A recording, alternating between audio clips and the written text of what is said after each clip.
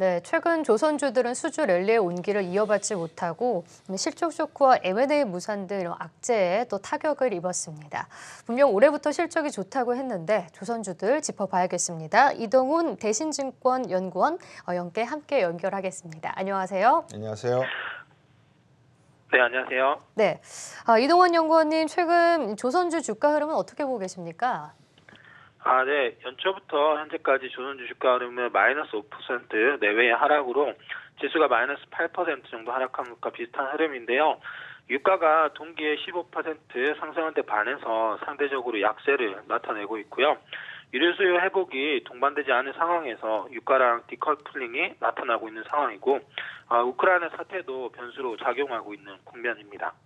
네. 그러니까 우크라이나 전쟁에 대한 우려가 이제 조선주에도 영향을 미치는 것 같은데 좀 지정학적 리스크의 수혜가 될 수도 있다. 아니면 이제 여전히 부정적이다라는 시각이 겹치는 것 같은데요. 어떻게 전망을 하고 계신가요? 네. 단기적으로는 무력 충돌이 물동량 관련해서는 이제 불확실성으로 작용할 수 있는데요. 전체적인 그림에서는 에너지 패권과 관련된 경쟁이기 때문에 유가 상승에 따른 영향은 긍정적이라고 보고 있습니다. 에너지 공급적 측면에서는 작년부터 불확실성이 계속 이어지고 있고요. 지금 현재 분위기에서는 리오프닝 관련된 수요가 작년에는 기대했던 데 비해서 많은 실망을 안겨주셨었는데 올해부터는 이런 부분이 회복될 거라고 보기 때문에 에너지 수요 측면에서 이 늘어나는 부분들과 공급 간의 이 불확실성이 만나서 조선주에서 장기적으로 나쁘지 않다 이렇게 보고 있습니다. 유가 상승과 이 조선업은 어떻게 보면 동행한다 이런 말씀이신 것 같은데 어떠나 유가 상승이 조선주에 미치는 영향 이게 만약에 긍정적이라면 어느 정도까지 봐도 될까요? 네, 과거에 조선주 주가랑 유가를 이렇게 코릴레이션 상관 분석을 해보면은 통상 한 70% 정도 유가가 조선주 주가를 거진다 설명을 해왔습니다. 이런 게 통상 이제 경기라든지 물동량이라든지 아니면 그 조선 수주에 영향을 미치는 이 전방 변수들이 유가와 대부분 동행을 하기 때문에 그런 상황이었고요. 작년부터 하면 이 유가랑 조선주 주가가 약간 그 궤를 좀 다르게 하는 모습을 보이고 있는데요. 이런 부분들이 앞서 말씀드린 것처럼 유류 수요가 크게 회복되지 않은 상황에서 이렇게 주가가 이제 좀 차별성을 보이고 있는 상황이고 더 길게 본다고 하면은 결국 조선주 주가는 유가를 따라가게 될 텐데요. 그런 게 이제 유류 수요 회복이라든지 탱커선 발주 증가나 지정학적 리스크가 주가 완화되는 부분도 반영이 되어 갈 것으로 보입니다. 그러니까 유가 상승과 수요 측면에서는 긍정적이라고 할 수 있을 텐데 이제 원자재 가격이 급등하는 거는 역시나 조선업계에서도 부담이 될 수밖에 없지 않습니까? 이 점은 어떻게 보시나요? 네, 조선에서 많이 쓰이는 후판 같은 경우에는 작년에 2분기 때 상승분을 조선사별로 대규모로 충당금을 반영을 했었고요. 삼성중공업은 그게 모자라서 작년 4분기에 추가로 반영을 했습니다. 올해 같은 경우에도 원자재가 상승이 계속 지속되는 구간에서 추가적인 충당금 우려가 나올 수 있는데 작년 2분기 때 굉장히 보수적으로 많은 부분 충당금을 쌓아놨기 때문에 올해 영향은 크지 않을 거다 이렇게 보입니다. 통상 조선사가 수주를 하면은 인도까지 한 2년 반에서 3년 정도 시차가 걸리는데 이 충당금을 쌓을 때는 매 분기 앞으로 인도될 배들 장고에 있는 2년 반치 3년치 물량들에 대해서 다 충당금을 쌓기 때문에 작년에 단기적으로 후판가 급등한 부분들에 대해서 많이 반영이 됐고 올해는 영향이 크지 않다 이렇게 보시면 될 것 같고요. 이외에 기자재 같은 부분들에 대한 영향이 조금 있을 수 있는데 이 부분은 성과에 연결이 되면서 큰 영향은 아니다 이렇게 보고 있습니다. 네. 방금 이제 여러 가지 조선주에 영향을 미칠 수 있는 게 유가도 있고 또 수주량도 있고 여러 가지가 있는데 이 발틱 해운 지수가 있지 않습니까? 운임지수 BDI라고 네. 하는 최근 네. 이것과의 조선주와의 어떤 연동성, 상관성은 어떻게 되고 있습니까? 네. 말씀하신 BDI 지수 같은 경우에는 최근에 이제 많이 올랐다가 또 좀 빠지고 있는 분위기인데요. 이런 벌커선의 그 운임 지수가 이제 발틱 드라이 인덱스가 되는데 이 부분이 수요가 좋았다가 이제 조금 빠지는 부분들 관련해서 뭐 조선주를 약간 부정적으로 볼 수 있지만 뭐 그런 영향 크게 없다고 생각이 되는 게 국내에서는 관련된 이제 벌커선 수주 같은 경우에는 크게 수주를 안 하기 때문에 이 부분이 영향을 좀 덜 미치고요. 그리고 지금 전방에서 원자재가 같은 경우에는 다른 부분들이 다 긍정적이기 때문에 조선 발주의 환경 자체는 좋다고 생각이 되고 이외에 탱커선 그 운임이 좀 안 좋고 컨테이너 운임은 사상 최고치를 기록을 하고 있는데요. 전체적으로 봤을 때 이 운임 시장이 조선주한테 뭐 각각의 선종마다 다르게 작용하기 때문에 BDI가 큰 영향은 아니고 나머지에 대해서는 아직까지 나쁜 흐름은 아니다 이렇게 보고 있습니다. 네, 그러니까 최근 그리고 조선주들이 뭐 수주 잭팟이다, 그리고 실적이 턴어라운드 될 것이다라는 전망이 굉장히 많았는데 주가가 계속 부진한 이유는 어디서 찾을 수 있을까요?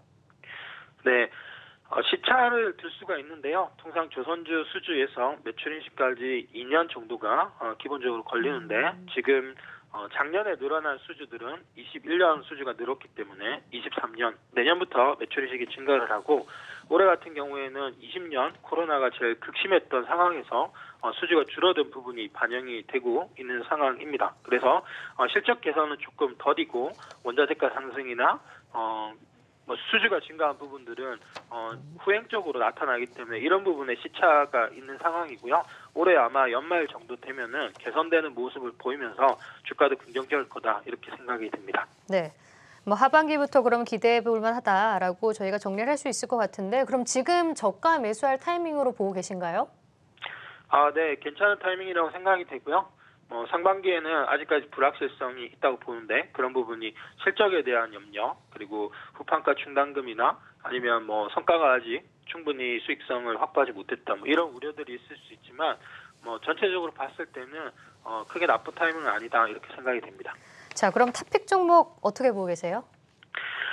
네, 상반기는 현대미포조선을 추천을 드리는데요. 조선주 주가는 상반기는 박스권, 하반기는 개선세 이렇게 보고 있고요. 말씀드린 것처럼 내년부터 조선주 실적이 크게 개선이 될 것으로 보이는데 현대미포조선은 통상 중소형 선박을 만들고 있기 때문에 가장 그 수주부터 매출, 인도까지 가장 그 사이클이 짧습니다. 통상 다른 조선소가 2년 반 정도를 차지하는 반면에 현대미포조선은 1년 반 정도가 걸리고 그 의미는 20년 4분기부터 조선사 전체적으로 수주가 증가했는데 현대미포조선은 올해부터 실적이 빠르게 턴을 한다는 의미고요. 이게 1분기, 2분기 가면서 그런 모습이 보일 걸로 생각이 됩니다.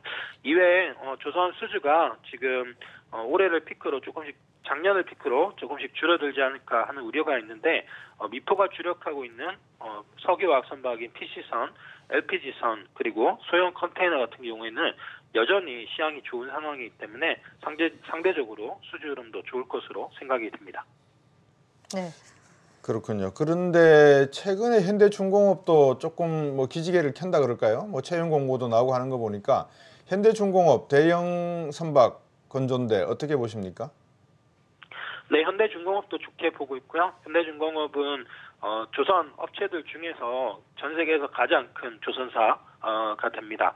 통상 조선주 주가 흐름이 우상향하는 구간에서는 레버리지가 큰 대형사들이 주가 흐름이 더 좋고요. 박스권 구간에서는 사이클이 짧은 비포가 조금 더 주가 흐름이 좋은 경향이 있는데 그런 관점에서 상반기는 박스권을 보기 때문에 현대 위포를 조금 더 선호하고요.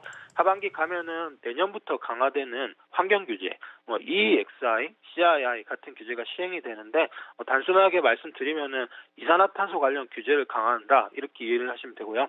현대중공업이 조선사 중에서는 유일하게 엔진 사업을 같이 영위를 하고 있는데 이 환경 규제가 강화될수록 연료에 대한 바뀌는 부분들이 있기 때문에 엔진을 갖고 있는 사업자가 유리해지는 국면이 있습니다. 그래서 하반기부터는 조선주 주가의 개선 흐름 그리고 레버리지가 큰 현대중공업을 괜찮게 보고 있습니다. 네. 근데 최근 현대중공업과 대우조선해양의 M&A가 무산됐다라는 소식이 전해지면서 조선주 전체에도 좀 악영향을 미친 것으로 보는데 이 대우조선해양이 이제 홀로서기가 지금 나타나지 않았습니까? 그러면 이걸 어떻게 전망을 하고 계신가요? 네, 관련 영향을 보게 되면 한국조선해양, 현대중공업 그룹에서는 일단 부산에 대한 이제 책임이 없는 상황이고요. 유럽연합의 불성에 따른 영향이기 때문에 한국조선해양 같은 경우에는 대우조선을 인수하기 위해서 자금으로 준비했던 1조 5천억 정도를 다른 쪽으로 사용을 할 수 있고요.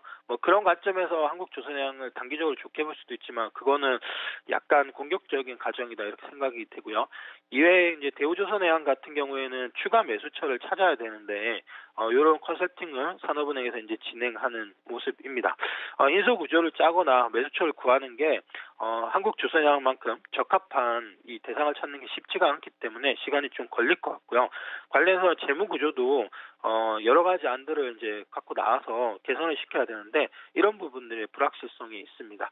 상대적으로 현대중공업이나 현대미포는 관련된 리스크에 노출돼 있지는 않다 이렇게 보고 있습니다. 대우조선해양 지금 이 어느 정도 돈이 들어가고 이 국민들의 돈이 들어가고 있는지는 제가 자세히 모르겠는데 이렇게 너무 지지부진하게 시간을 끌다가는 결국 뭐랄까요, 승자도 없고 패자도 없는 어정쩡한 상황이 계속될 거 아니겠습니까? 어떻게 보세요? 네, 말씀하신 것처럼 이미 이제 그런 상황을 좀 거쳐가고 있는 것 같고요. 산업의 입장에서는 굉장히 고심이 많을 거라고 생각이 됩니다. 관련해서 이제 대우조선해양에 투입된 공적 자금이 거의 10조가 넘는 상황이고, 거기에서 지금 현재 밸류가 시가총액이 2조 5천억, 현대중공업 그룹이 인수 당시에 한 3조 7천억 정도의 밸류였는데요. 이게 이제 진성 매각하는 거는 그동안 투입된 자금들이 너무 많기 때문에 한계가 있어서 지분을 수합하는 형태로 이렇게 간접 매각을 해야 되는데 이런 매수처를 찾는 게 현재 시점에서 그렇게 쉬운 건 아니다 이렇게 보고 있습니다. 네. 그리고 수주 소식은 계속 이제 들려오고 있는데 조선 업계의 인력난은 갈수록 심해진다고 하더라고요. 인력난이 조선주에 미칠 영향은 어떻습니까? 네, 조선업이 몇 년 동안 다운 사이클을 겪으면서 작년 같은 경우에는 한국조선해양이 4분기 때 과거에 이제 통상임금 충당금 소송이 걸렸던 부분에 패소를 하면서 대규모로 충당금을 쌓았고요. 몇 년 동안 임금이 거의 동결되다시피 했는데 이제 조선업이 기지개를 켜면서 임금 협상에 대한 임금 상승에 대한 충당금을 또 4분기 때 쌓은 바가 있습니다. 이게 단기적으로는 실적에 악영향을 미쳤지만 전체적으로 봤을 때는 다운 사이클이 종료되고 이제 업 사이클로 전환되는 과정에서 인력이 이제 확장 국면에 들어섰고요. 이런 단기적인 부담은 어차피 실적이 안 좋은 상황에서 엎어지는 거기 때문에 크지 않다고 보고 있고요. 중장기적으로 봤을 때는 과거에 이제 초호황기에 비하면 여전히 전체 생산량은 아직 이제 가동률이 높지 않은 상황이라 생각되고 운영의 효율성 측면에서도 앞으로 개선될 여지가 있고 인력을 구하는 거는 지금 업황이 돌아서는 게 아주 완만하게 이제 천천히 돌아서기 때문에 지금 올해 공개 채용을 하고 인력을 계속 늘려나가는데 큰 무리는 없다 이렇게 보고 있습니다. 어떻습니까? 이 중국 인력 문제를 방금 말씀하셨으니까 우리나라의 이 조선 관련 고급 인력들이 이 중국으로 유출되는 경우 지금 그렇다 보니까 중국의 이 건조 기술이 상당히 빠르게 올라오고 있는 것 같은데 이 점에 대해서는 어떻게 보세요? 네, 일부 그런 우려를 할 수도 있는데요. 그래도 이제 그런 건 좀 한계가 있다고 보는 게 조선업은 선주랑 해운사 그리고 이제 조선사들이 서로 누가 누군지 다 알고 오래 사업을 했던 B2B 비즈니스에 해당됩니다. 그래서 철강이나 아니면 정유화학처럼 이런 소재 산업에 비해서는 발주처들이 어느 정도 명확한 상황인 거죠. 그래서 오랜 신뢰관계를 바탕으로 발주를 주기 때문에 작년 국내 중국 점유율을 봐도 여전히 전 세계 점유율에서는 비슷한 흐름을 유지를 하고 있고요. 앞으로도 친환경 발주들이 증가를 하고 국내에 이제 높은 기술력을 바탕으로 보면은 여전히 격차는 유지될 것으로 이렇게 생각이 돼서 중국 관련해서는 전 세계 시장이 좋아진 상황이니까 중국도 수혜를 보고 한국도 수혜를 본다 이렇게 볼 수 있고 점유율 관련해서는 여전히 한국과 중국의 격차가 유지가 되고 있기 때문에 한국 입장에서는 그렇게 나쁜 상황 아니다 이렇게 생각됩니다. 네. 조선업계 지난해 역대 최대 수주 실적을 거뒀습니다. 올해 수주 전망은 어떻게 보고 계시죠? 네, 올해는 전체적으로 수주가 작년 대비 소폭 감소하는 모습을 볼 거로 생각이 됩니다. 작년 전체 수주에서 컨테이너선이 초강을 보이면서 전체 발주의 한 절반 정도를 차지를 했는데요. 컨테이너는 과거 평균치에 한 해 평균치 한 3.5년치 물량이 작년 한 해에 쏟아졌고요. 이 부분이 올해 조금 감소를 나타낼 거라고 생각이 됩니다. LNG 선박 같은 경우에는 계속 작년 올해 호조를 지속하고 있고요. 우크라이나 러시아 사태 뿐만 아니라 LNG의 친환경 수요들을 감안하면 여전히 계속 호조가 지속될 것 같고요. 네, 탱커선 통상 이제 원유로 운반하는 이런 선박들 같은 경우에는 유류 수요 회복이 없었기 때문에 작년 올해 연초 계속 안 좋은 흐름인데 요 탱커선의 턴어라운드가 이제 굉장히 중요한 포인트고요. 지금 리오프닝이 시작이 되면서 하반기부터는 회복을 할 것으로 생각이 됩니다. 이외에 이제 내년부터 강화되는 환경 규제가 올해 하반기부터 어느 정도의 영향으로 반영되는지가 기초를 주목해 볼 만한 요인이다 이렇게 생각이 됩니다. 이 뭐라 그래도 이 조선업계에서는 이 계약금이 과거와 다른 형태로 이루어지다 보니까 환차손에 대한 우려가 상당히 클 것 같아요.